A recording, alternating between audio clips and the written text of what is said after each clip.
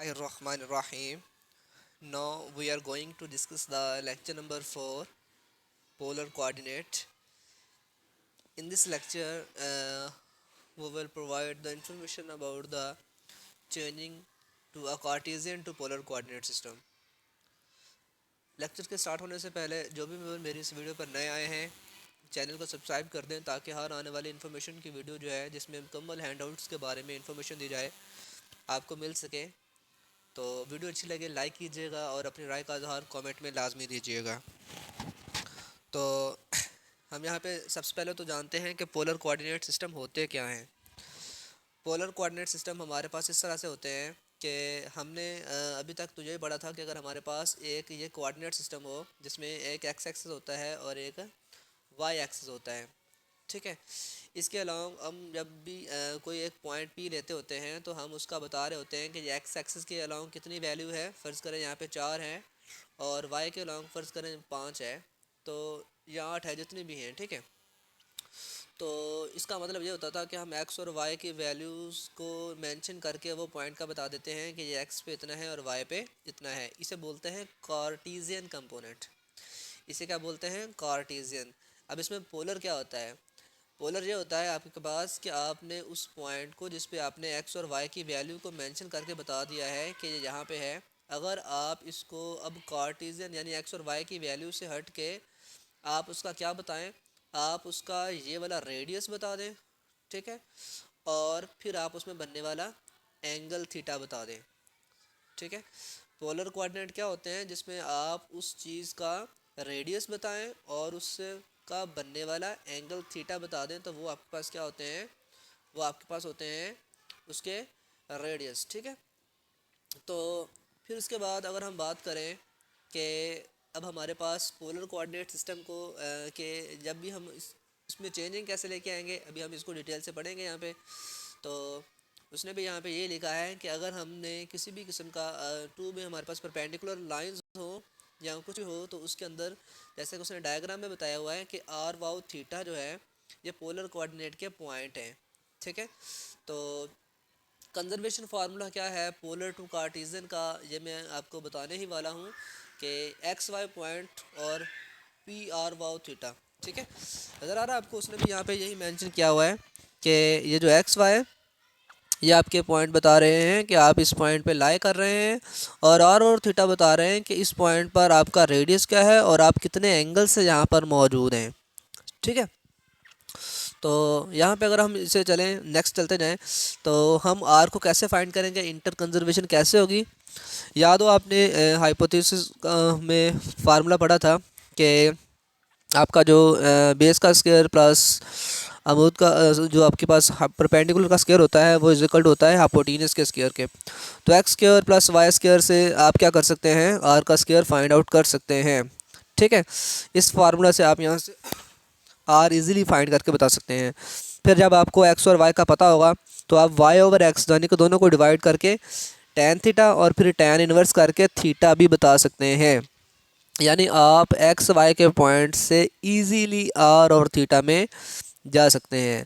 आपको जस्ट दो फार्मूले याद रखना है, x square plus y square is equal to r square, फिर यहाँ से स्क्वायर रूट लेके आर का फाइंड हो जाता है, और वाई और एक्स को डिवाइड करके आप यहाँ से थीटा भी निकाल सकते हैं।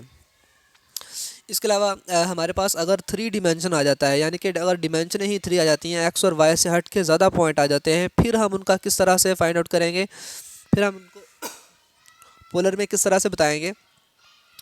तो सबसे पहले तो आपको 3 डिमेंशन में कार्टेशियन को देखना होगा कि 3 डिमेंशन में कार्टेशियन क्या होते हैं। तो कार्टेशियन 3 डिमेंशन में ऐसे ही था कि एक्स और वाई के साथ साथ जी का पोर्शन भी आ जाता है, ठीक है। यानी कि अगर मैं इस डायग्राम में देखूं तो आप अगर एक्स और वाई यहाँ पे ही कोई पॉइंट बताते तो वो था आपका एक्स वाई पॉइंट।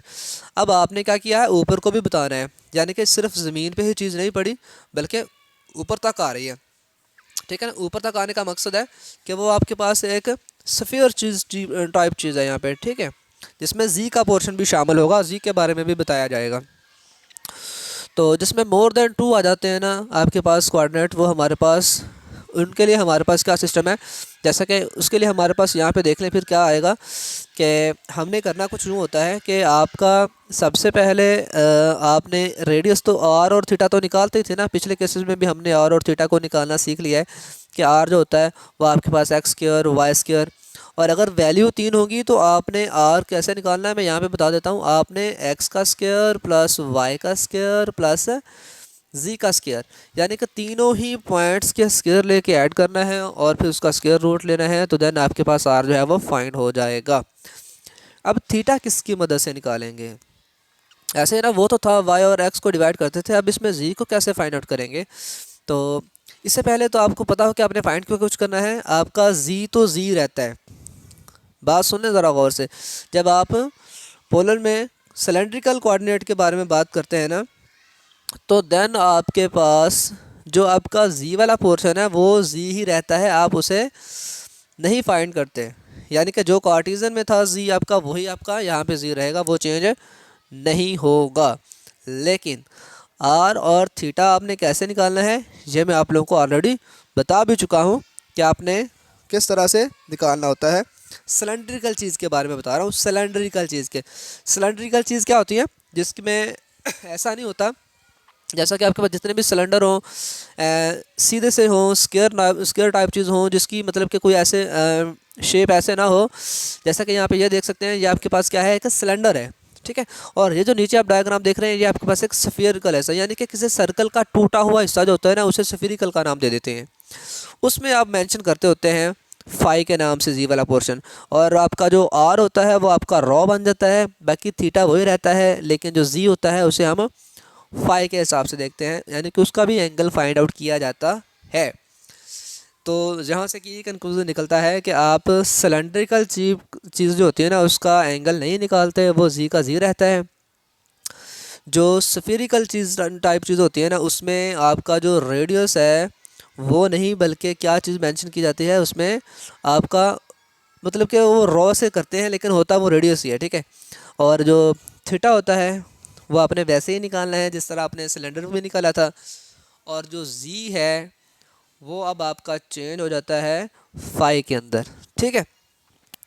तो सिलेंड्रिकल से जब हम जाते हैं कोऑर्डिनेट को लेके, तो यहाँ पे आप देख सकते हैं कि यहाँ पे गिवन बिलो है कि आपके पास कहाँ पे रॉ बनता है और कहाँ पे बन रहा है आपका। यहाँ पे देखें तो ये आपका रॉ बन रहा है, और फिर आपका जो थीटा है वो यहाँ पे नोट करेगा कि आप एक्स और वाई के अलाउ कितना है, क्योंकि आपने थीटा तो वाई ओवर एक्स से ही निकालना होता है ना, बाकी फाई आपका जी के अलाउ चलता है। जिस तरह सिलेंड्रिकल में हमने देखा तो सिलेंड्रिकल हमारे पास जो होता है उसमें जी जो है वो चेंज नहीं होता, जो स्फेरिकल होता है उसमें जी जो है वो चेंज होता है। और जी चेंज होता कैसे है, फाई के अंदर आपने जेड एक्सेस से एंगल निकालना होता है, वही आपका यहाँ पे फाई होता है। तो आई होप आपने यहाँ पे सिलेंड्रिकल और स्फेरिकल में होने वाली चेंजिंग जो कार्टेशियन से आती हैं उनको यहाँ से डीपली देख लिया होगा। तो कंजर्वेशन भी कुछ ऐसी होती है जैसा कि आर के बारे में मैंने बताया था कि ये तमाम तार आपके एक्स वाई जी के स्केयर्स के मजमूआ होता है, और थीटा में आप वाई ओवर एक्स को देख रहे होते हैं इसलिए उनको डिवाइड करके आता है, और जो फाई होता है वो आपका उस पॉइंट से एंगल है जी एक्सेस के दौरान, ठीक है। इस बात को आपने जहन नशीन रखना है, अगर तो आपने इसे अच्छे से जहन में नशीन रखना है कि भूले ही ना कभी, ठीक है। तो यहाँ पे ये एमसीक्यूज आपके इंपॉर्टेंट हो सकते हैं कि आर थीटा जी जो है ये आपके पास सिलेंड्रिकल पॉइंट है, और एक्स वाई जी जो है ये आपके कार्टेशियन पॉइंट है, ठीक है। फिर अगर आपने एक्स वाई जी निकालने हो तो आप r cos theta r sine theta इससे आप एक्स वाई जी भी निकाल सकते हैं। मतलब ऐसा नहीं है कि आप एक्स वाई जी से ही आर थीटा जी निकाल सकते हैं, अगर आपको आर थीटा और जी गिवन हो तो आप एक्स वाई जी यानी कार्टेशियन में भी वापस आ सकते हैं, ठीक है। तो दूसरा चीज़ सिलेंड्रिकल और स्फेरिकल को आपस में किस तरह से इंटर कंजर्वेशन करते हैं, ठीक है। तो इसी की कंजर्वेशन कुछ इस तरह से होती है जैसा कि मैंने बताया है कि जो सिलेंड्रिकल का पॉइंट होता है उसमें आर थीटा और जी होते हैं।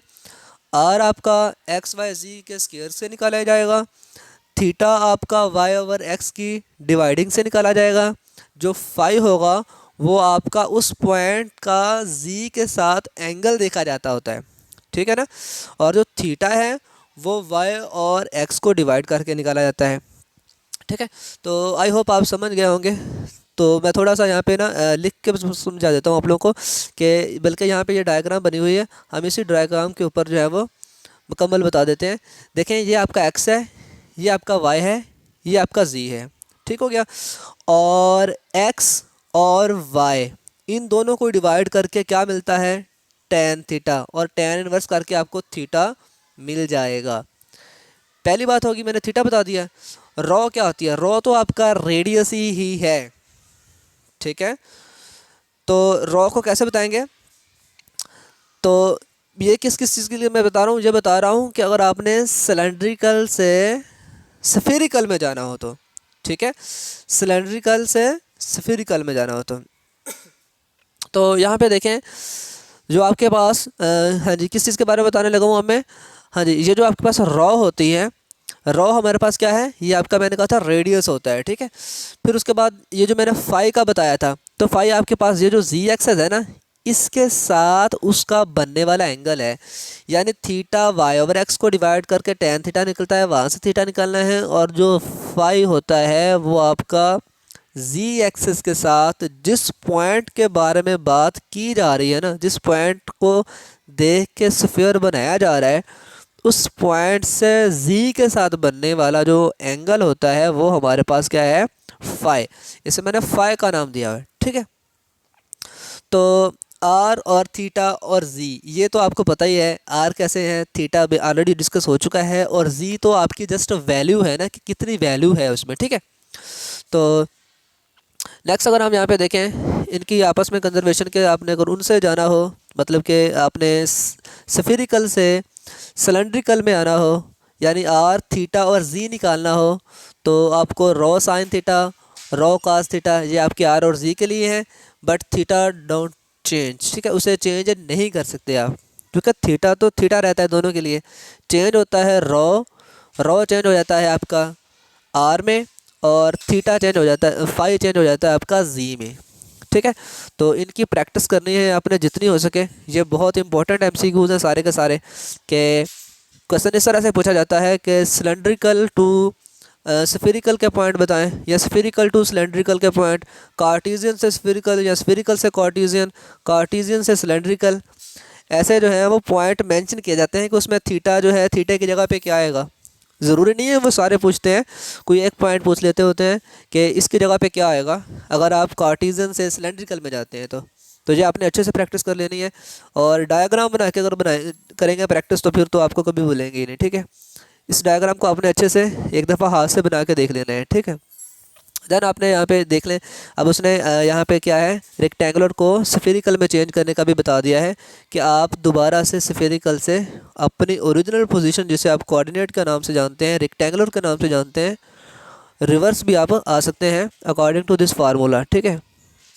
ये आपने मेंशन कर लेना है। आर थीटा जी ये तो आपके पास थे कि जब आप स्फेरिकल से आ रहे हैं, ये आपके पास है जब आप रेक्टेंगुलर को जा रहे हैं। ठीक है। और इसी तरह से आप सिंपल जो है रेक्टेंगुलर से स्फेरिकल में भी जा सकते हैं, और वो फार्मूला आपका उनके स्क्वायर्स का सम, जैसे हमने डायरेक्शन कोसाइन में भी बताया था लेक्चर के स्टार्ट पे। तो ये आपके पास कुछ कोऑर्डिनेट वैल्यू हैं, कांस्टेंट को फैक्टर की वैल्यू आ जाती हैं, सरफेस की वैल्यू आ जाती हैं। तो ये उसने डायरेक्शन कोसाइन के लिए कॉस और एंगल के लिए टैन का इस्तेमाल करना, ये भी आपके लिए जहन नशीन रखने वाली बात है। ठीक है। तो ये उसने डायग्राम भी बता दिया है, और उसने ये जो x naught y naught z naught point होते हैं, ये आपके पास उस ओरिजिन से ख़ास, यानी कि जैसे आप कहते हैं कि किसी भी एक्सिस के जब आप वैल्यू निकालना चाहते हैं ना, तो ये आपके जो नॉट वाले पॉइंट होते हैं, ये आपका सेंटर बता रहे होते हैं, यानी आपके ओरिजिन को बता रहे होते हैं कि आप इस पॉइंट से अगेन देखना चाह रहे हैं, वो आपके एज आ ओरिजिन तस्वर होते हैं। ठीक है। और इसके अलावा जो है वो हॉरिजॉन्टल भी हो सकता है, रॉ कांस्टेंट, इन तमाम तर चीज़ों के बारे में बात मैंने कर दी है। अब आपने इसे अच्छे से रीड कर लेना है। ठीक है। तो नेक्स्ट देख लें, आपके पास जो है ये लेक्चर ऑलमोस्ट जो है वो ख़त्म हो चुका है। तो आई होप अगर कोई अंडरस्टैंडिंग ना हो चीज़ किसी के बारे में, तो आपने मुझसे लाजमन पूछ लेना है। All the best.